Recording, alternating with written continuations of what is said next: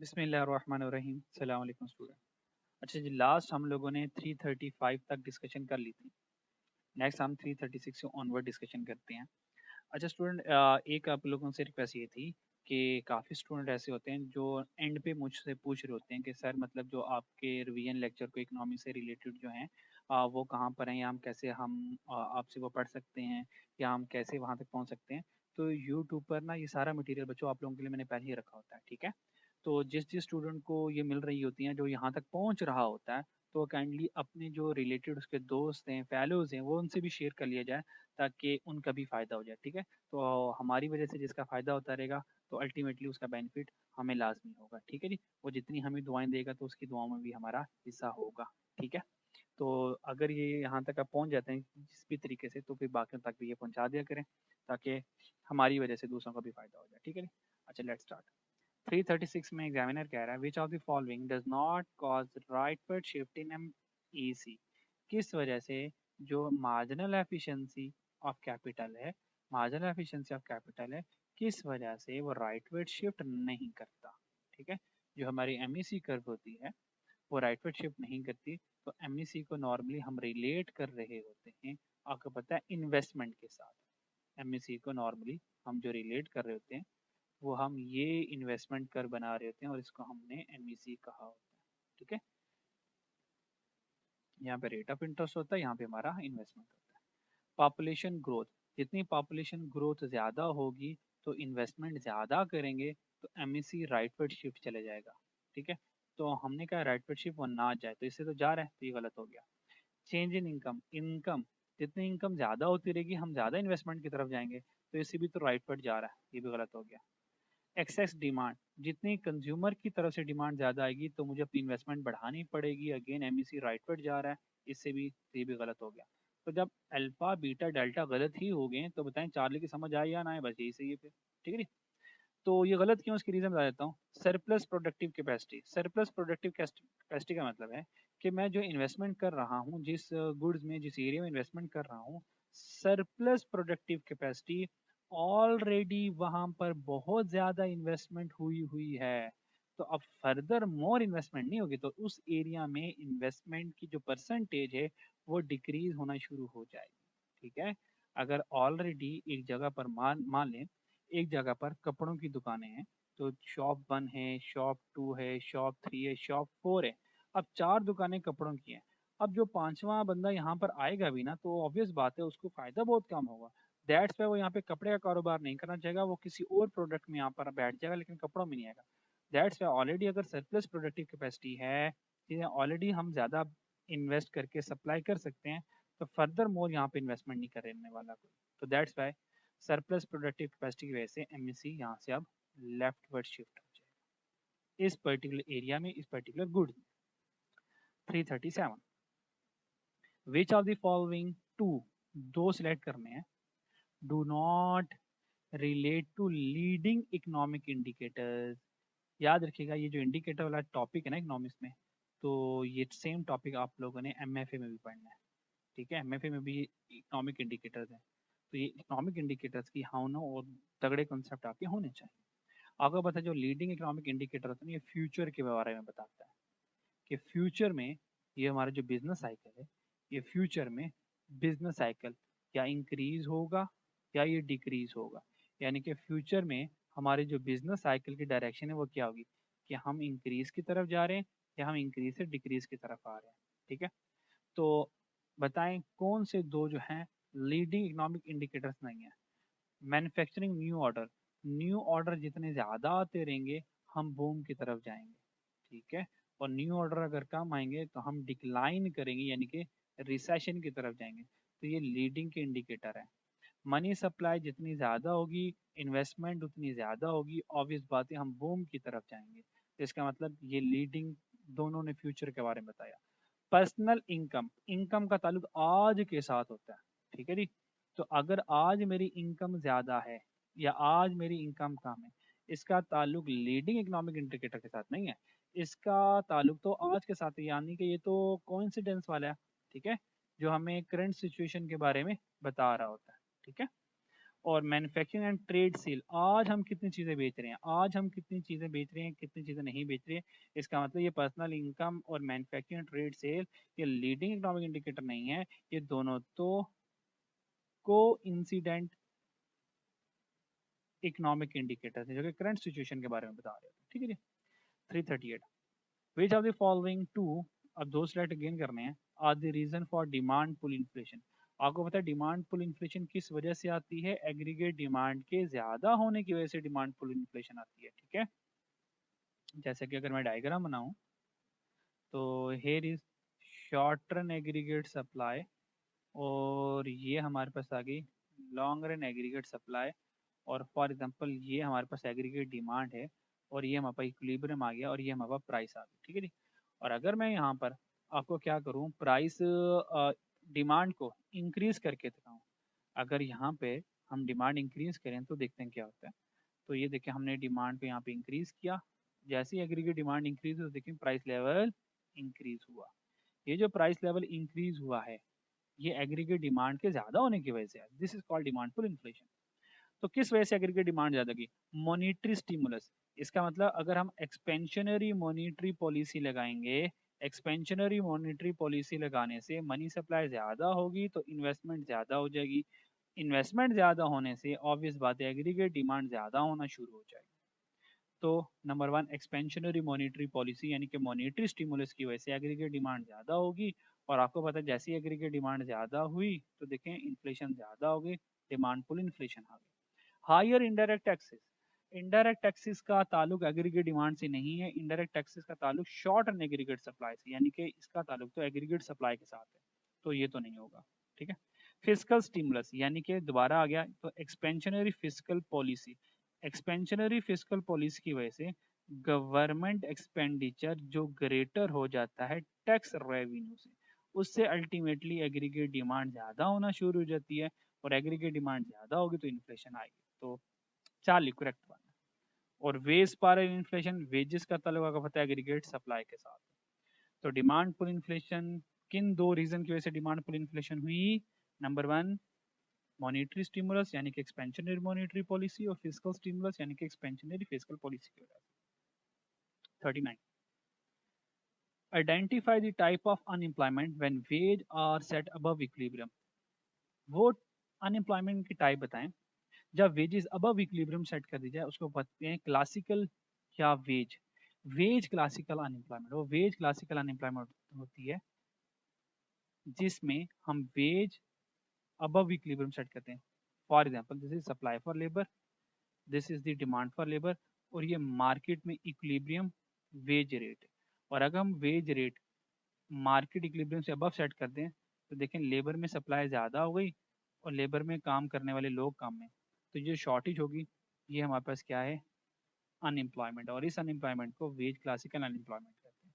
ठीक है, और ये अनएम्प्लॉयमेंट वाले चैप्टर में क्लियर का डायग्राम बनी हुई है, तो वहाँ से भी आप देख सकते हैं। तो अगर आप इन रिविजन्स को अच्छे से देख लें, कंसेप्ट अच्छे से समझ लें, तो मेरा नहीं ख्याल कि पेपर पास करना बहुत मुश्किल हो जाएगा। ठीक है, तो अगर आप इन सारी वीडियोस को 1 to Z अच्छे से देख लेते हैं और समझ लेते हैं, कॉन्सेप्ट को रिफाइन कर लेते हैं, इम्प्रूव कर लेते हैं, तो you will be able to pass your exam very comfortably. ठीक है जी। 40 देखते हैं। 40 में एग्जामिनर कह रहा है कि विच of the following statement is correct regarding type of credit. Type of credit के लिहाज से बताएं कौन सी स्टेटमेंट सही है। अब देखें जैसे टाइप ऑफ क्रेडिट आया ना तो मेरे पास टाइप ऑफ क्रेडिट के बारे में मेरा माइंड ओपन हो जाना चाहिए। बैंक क्रेडिट होता है, उसके बाद एक ट्रेड क्रेडिट होता है, ठीक है, उसके बाद कुछ एडवांसेस होते हैं, ये टाइप्स ऑफ क्रेडिट्स होते हैं। ठीक है जी, देखते हैं कौन सा इनमें से सही है। बैंक क्रेडिट इसकी बात करें पहले वाले की, bank credit exist when individual और firm goes to a central bank receive an amount of money against some security. नहीं, बैंक क्रेडिट सेंट्रल बैंक थोड़ी देता है, ये तो कमर्शियल बैंक देते हैं, तो इस लफ्ज की वजह से सारा एमसीक्यू गलत हो गया। सेंट्रल बैंक लोगों को कर्जे नहीं देता, सेंट्रल बैंक बैंक्स को क्रेडिट दे सकता है। अमाउंट टेकन इन एडवांस, अब इसकी बात हो रही है तीसरे वाले की, amount taken in advance from any customer with promise of providing goods in present. नहीं नहीं, प्रोवाइडिंग गुड्स इन प्रेजेंट नहीं, इसने गलती कर दी, providing goods in future. Advance में क्या होता है, आज लोगों से पैसे लेते हैं, चीजें फ्यूचर में देते हैं, ठीक है। Advance from any customer, amount taken advance from any customer with promise of providing goods in future not present, तो इसने गलत कर दिया। ट्रेड क्रेडिट, अब इसकी बात कर रहा है। Trade credit exist between customer and seller usually in commercial sector, ये बात सही है। जो ट्रेड क्रेडिटर होता है वो दुकानदार और बायर के दरमियान में नॉर्मली हो रहा होता है, ठीक है जी। तो Charlie option is correct one. 41, which of the following is not the objective of monetary policy, बताएं इनमें से कौन सा मॉनेटरी पॉलिसी का ऑब्जेक्टिव नहीं है। आपको पता है मॉनेटरी पॉलिसी हो, फिस्कल पॉलिसी हो, एक्सचेंज रेट पॉलिसी हो, सबके मेन चार ऑब्जेक्टिव हैं। Number one, full employment achieve करना, पूरी गवर्नमेंट इकोनॉमी ये ऑब्जेक्टिव होते हैं। सेकंड, कि हमारी इकोनॉमी ग्रो कर जाए, इकोनॉमिक ग्रोथ इसको अचीव करना। टू कंट्रोल इन्फ्लेशन, महंगाई कंट्रोल में आ जाए जो कि इस वक्त अनकंट्रोलेबल हुई हुई है। और बैलेंस ऑफ पेमेंट ये इक्विलिब्रियम पर आ जाए, यानी कि इंपोर्ट और एक्सपोर्ट जो है वो बराबर हो जाए। ये ऑब्जेक्टिव होते हैं नॉर्मल, ठीक है। अच्छा जी, बताएं इनमें से कौन सा मॉनेटरी पॉलिसी का ऑब्जेक्टिव नॉट नहीं है। इन्फ्लेशन लो, ये ऑब्जेक्टिव है, क्योंकि नॉट चाहिए गलत हो जाएगा। एक्सचेंज रेट स्टेबिलिटी, ये मॉनेटरी पॉलिसी का ऑब्जेक्टिव है, क्योंकि नॉट चाहिए, ये गलत हो जाएगा। क्रेडिट का कंट्रोल करना, ये बिल्कुल मॉनेटरी पॉलिसी के ऑब्जेक्टिव में शामिल है, नॉट चाहिए, ये भी गलत हो जाएगा। टू कंट्रोल फिजिकल डेफिसिट, नहीं, फिजिकल डेफिसिट के लिए मॉनेटरी पॉलिसी नहीं होती, फिजिकल डेफिसिट को कंट्रोल करने के लिए फिजिकल पॉलिसी होती है। So that's why control fiscal policy is not the objective of monetary policy. Option 40 is correct. 342. Suppose over a given time period, the export price index is raised by 15%. तो कहता है वक्त के साथ साथ जो एक्सपोर्ट का जो प्राइस इंडेक्स है ना वो 15% ज़्यादा हो गया, और इम्पोर्ट का जो प्राइस इंडेक्स है ना वो 8% ज़्यादा हो जाएगा। पता है टर्म ऑफ ट्रेड क्या है आपको? पता है term of trade, term of trade TOT का फॉर्मूला होता है कि price of export, price of export divided by price of import, ये TOT का फॉर्मूला होता है। प्राइसेस 15% इंक्रीज हुई है, मान लें बेस 100 है तो 100 में 15% इंक्रीज करेंगे तो 115 एक्सपोर्ट की प्राइस होगी, और इंपोर्ट 8% है तो इंपोर्ट आ गया 108 पर, इंटू 100 करेंगे तो हम नीचे चले जाएंगे काफ़ी, ठीक है जी। और ये ऑटोमेटिक स्क्रॉल डाउन हो गया, किस MCQs पढ़ते हैं हम। अच्छा हाँ, तो इंपोर्ट में कितना आया 8% इंक्रीज, तो इंपोर्ट में आ जाएगा 8% इंक्रीज इंटू 100 करेंगे तो हमारे पास इसका आंसर आ जाएगा, ठीक है। तो फिलहाल मैंने कैलकुलेट पहले किया हुआ है तो यही आंसर आना चाहिए, पर एक बार मैं फिर भी तसल्ली कर लेता हूँ, हो सकता है कोई एरर निकला है। तो आंसर आया 106.48, ठीक है, एग्जैक्ट यही है। तो this is our term of rate, ठीक है जी। अच्छा जी, 343, सर्टेन इकोनॉमीज में want to appreciate their currency so as to temper demand, ये मुझे लगता है कि ये देखा देखा MCQ से मैंने लगता है कि डिस्कस कर चुका हूँ, दोबारा आ गया ये। सर्टेन इकोनॉमीज में want to appreciate their currency, हम चाहते हैं कि हम अपनी करेंसी को अप्रिशिएट करें, ठीक है, करेंसी को क्या करें, अप्रिशिएट करें, एज टू टेम्पर डिमांड, और डिमांड को कंट्रोल करने के लिए, and make their export relatively more expensive, और अपनी एक्सपोर्ट को महंगा करने के लिए, क्योंकि हम ऑलरेडी बहुत ज़्यादा एक्सपोर्ट कर रहे हैं जिसकी वजह से हम फुल एम्प्लॉयमेंट के करीब जा रहे हैं। क्योंकि अगर हम करेंसी को अप्रिशिएट करना चाह रहे हैं, डिमांड को कंट्रोल करना चाहिए, क्योंकि डिमांड के ज़्यादा होने की वजह से ना अ, हमारी इकोनॉमी में, और एक्सपोर्ट ज़्यादा होने की वजह से, डिमांड ज़्यादा होने की वजह से हमारी इकोनॉमी में ना इन्फ्लेशन आती जा रही है। तो इन्फ्लेशन को कम करने के लिए नॉर्मली हम करेंसी को अप्रिशिएट करें, ताकि जो इम्पोर्ट एक्सपोर्ट है वो मोर एक्सपेंसिव हो जाए। चलिए, और ऑब्वियस बात है कि अगर हम डायग्राम बनाकर ये बात करें तो ये बैलेंस ऑफ पेमेंट की जो डायग्राम होगी, तो फॉर एग्जांपल हम यहाँ पर हैं और ये जो हमारा बैलेंस ऑफ पेमेंट है इस वक्त ये पॉजिटिव डायरेक्शन पर है। तो देखें, अगर हम यहाँ पर हैं बैलेंस ऑफ पॉजिटिव डायरेक्शन पर है, तो बैलेंस ऑफ पेमेंट अगर पॉजिटिव है तो हमारी एक्सपोर्ट ज़्यादा हो रही है, ठीक है। अगर एक्सपोर्ट ज़्यादा होगी, चीज़ ज़्यादा बनाएंगे तो लोकली प्राइसेस जो है वो कम हो रही होंगी सप्लाई ज़्यादा होने की वजह से, ठीक है। और जितनी ज़्यादा हमारी एक्सपोर्ट होगी उतना ज़्यादा हमारे पास इनकम आएगी, और इनकम के ज़्यादा होने से ना डिमांड बढ़ती जा रही होगी, बढ़ती जा रही होगी। तो अब इस डिमांड के इम्पैक्ट के आने से ना, तो इसके बाद वाले फेज़ में इन्फ्लेशन बढ़ना शुरू हो जाएगी। तो गवर्नमेंट चाहती है कि ये जो डिमांड टेम्पर हो जाए, डिमांड कम हो जाए, उसकी वजह से ये जो इन्फ्लेशन आ रही है डिमांड के ज़्यादा होने की वजह से ये भी कम हो जाए। तो ऑब्वियस बात है होगा क्या, जब मैं यहाँ पे अपनी करेंसी को अप्रिशिएट करूंगा, तो करेंसी जब अप्रिशिएट करूंगा तो बैलेंस ऑफ पेमेंट यहाँ से फर्दर और इंक्रीज करेगा, और उसके बाद जाकर डिक्रीज होना शुरू हो जाएगा।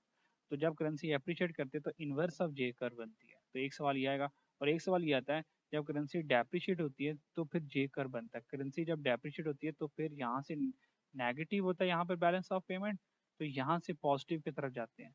तो ये जो जे कर्व बनता है ये डेप्रिशिएट की वजह से बनता है, और inverse of J appreciation of currency से बनता है, ठीक है जी। इसको देख लीजिएगा जरा। विच of the following is correct about increase in MPC. जब एमपीसी ज्यादा होगा तो बताएं इनमें से कौन सी बात सही है। नेक्स्ट वाले एमसीक्यूज में कह रहा है विच of the following is correct about increase in MPC. अगर एमपीसी ज्यादा हो जाए तो बताएं इनमें से कौन सी स्टेटमेंट करेक्ट होगी, ठीक है। तो फिलहाल तो मैंने अल्फा को करेक्ट किया हुआ है, तो पता नहीं अब जब मैं डिस्कशन कर रहा हूँ तो अल्फ़ा मुझे सही लग नहीं रहा, ठीक है। तो मेरा नहीं ख्याल कि अल्फ़ा करेक्ट है, तो इसको मैं ऑप्शन को चेंज करवा दूंगा। तो यहाँ पे आप देख लें, जब एम ज़्यादा होगा, ठीक है, तो आपको पता है जो एम ज़्यादा होता है ना वो इनकम के ज़्यादा होने से होता है, ठीक है। तो अगर एम ज़्यादा है तो shift in consumption function upward, यानी कि shift in consumption function upward का पहले मैं आपको मतलब समझा दूँ, ये मतलब क्या है। तो आपको पता है ये हमारी ना कंजम्पशन फंक्शन है, मान लीजिए हमारी कंजम्पशन फंक्शन है। तो कंजम्पशन फंक्शन यहाँ से चेंज होके यहाँ पर चलेगी, C1 पे चलेगी। This is called shift in consumption function. और याद रखिए जो शिफ्ट इन कंजम्पशन फंक्शन है ना, ये इंटरसेप्ट के चेंज होने से चेंज होता है, यानी कि इनकम चेंज होने से ये शिफ्ट इन कंजम्पशन फंक्शन आएगा। तो वो ये नहीं कह रहा, वो ये कह रहा है एमपीसी इंक्रीज हुआ है, ठीक है। तो एमपीसी जो इंक्रीज होता है ना, आपको पता है ये हमारा कंजम्पशन फंक्शन है, C is equal to C naught plus C Y. यहाँ पे ये सी है ना, इस सी का नाम है एमपीसी। और ये जो सी चेंज होता है आपको पता है ये इस इनकम की वजह से चेंज होता है, ठीक है। और अगर ये एमपीसी ज्यादा हो गया, इसका मतलब है beta shift in consumption function downward, ये भी नहीं, क्योंकि ये भी शिफ्ट जो है वो इस सी नॉट की वजह से आना है, ठीक है। यानी कि वेल्थ ज़्यादा होने की वजह से नॉर्मली आ जाएगा, ठीक है। अच्छा, तो अगर एमपीसी ज़्यादा है तो फिर कौन सा स्टेटमेंट करेक्ट है। अगर एमपीसी ज़्यादा है इसका मतलब जो कंजम्पशन फंक्शन बन रहा है ना आपका, ठीक है, वो बनेगा स्टीपर। स्टीपर कहते हैं ये वाला कंजम्पशन फंक्शन कुछ इस तरह से बनेगा आपका, अगर एमपीसी ज़्यादा है। तो एमपीसी ज़्यादा होगा तो कंजम्पशन फंक्शन आपका स्टीपर होगा, C is equal to C naught plus C Y, ठीक है। अगर ये सी एमपीसी ज़्यादा है तो कर्व स्लोप स्टीपर बनती है, स्टीपर को शार्प भी कहते हैं, ठीक है। तो फिलहाल इसका जो राइट ऑप्शन है वो डेल्टा है। फ्लैटर कंजम्पशन फंक्शन तब बनती है जब एमपीसी कम हो, और फ्लैट कंजम्पशन फंक्शन ऐसे बनती है, ये फ्लैट कंजम्पशन फंक्शन, ठीक है जी। तो इसको अल्फा नहीं है, delta option is the correct one, ठीक है। देखें फायदा हो गया ना डिस्कशन करने का, और डिस्कशन करने से ज़रा गलतियाँ सामने आ जाती हैं। अच्छा जी, लास्ट एमसीक्यू देखते हैं आज का 345। The slope of induce investment curve. तो इंड्यूस इन्वेस्टमेंट कर्व की स्लोप क्या होती है, vertical, horizontal, downward towards left, या अपवर्ड टुवर्ड लेफ्ट। हमें पता है इन्वेस्टमेंट इक्वल टू दो तरह की, autonomous investment plus induce investment. तो उसने पूछा इंड्यूस इन्वेस्टमेंट, तो this is called induce investment, जो कि इनकम की वजह से ज़्यादा होती है। तो ऑटोनमस इन्वेस्टमेंट की डायग्राम ये बनती है हॉरिजेंटल, जो इंड्यूस इन्वेस्टमेंट है ना उसकी डायग्राम ये बनती है अपवर्ड और लेफ्ट की तरफ, नहीं, टुवर्ड्स राइट होना चाहिए यार यहाँ पे तो। अपवर्ड जो इंड्यूस इन्वेस्टमेंट है ना वो ये बनती है, अपवर्ड जा रही है, अपवर्ड, ये अपवर्ड है। टुवर्ड्स लेफ्ट नहीं भाई, ये तो राइट की तरफ ही जा रही है। तो अपवर्ड टुवर्ड लेफ्ट नहीं, यहाँ पे अपवर्ड टुवर्ड राइट होना चाहिए, ठीक है जी। और हाँ ये अपवर्ड टूवर्ड राइट होना चाहिए मेरे ख्याल से, ठीक है। तो चले, अगर एग्जाम में लेफ्ट भी नज़र आ गया तो बस आपने ना अपवर्ड को देखना है। जो इंड्यूस इन्वेस्टमेंट करके जो डायग्राम बनती है वो अपवर्ड बनती है, क्योंकि देखें यहाँ पर आ जाएगी हमारे पास नेशनल इनकम और यहाँ पर आ जाएगी हमारे पास इन्वेस्टमेंट, जितनी नेशनल इनकम ज़्यादा इन्वेस्टमेंट ज़्यादा हो जाएगी। तो इंड्यूस इन्वेस्टमेंट कर्व जो बनती है वो अपवर्ड बनती है, इसके ऊपर फोकस कर लीजिएगा बस, ठीक है। और हाँ ये लिखा हो अपवर्ड लेफ्ट या अपवर्ड राइट, तो फिर आपने अपवर्ड राइट की तरफ, ठीक है। तो बस ठीक है, आज की डिस्कशन में 345 तक काफ़ी है, इनको अच्छे से देख लीजिएगा। नेक्स्ट इंशाल्लाह फिर 345 टू ऑनवर्ड डिस्कशन करेंगे। अपना ख्याल रखिएगा।